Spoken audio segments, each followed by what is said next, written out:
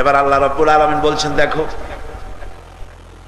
এমনি করে তোমার সব প্রয়োজন মিটিয়েছি আল্লাহরে চেনার জন্য, জানার জন্য, বোঝার জন্য।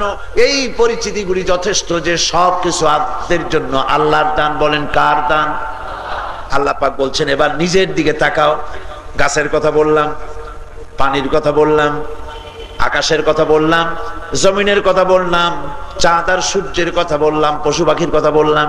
এবার নিজের দিকে তাকাও। আফারাইতুম মা তুমনুন আনতুম তাখলুকুনাহু আম নাহনুল খালিকুন।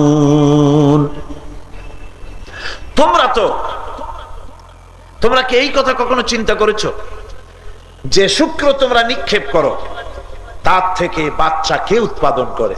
তুমি করো না আমি করি?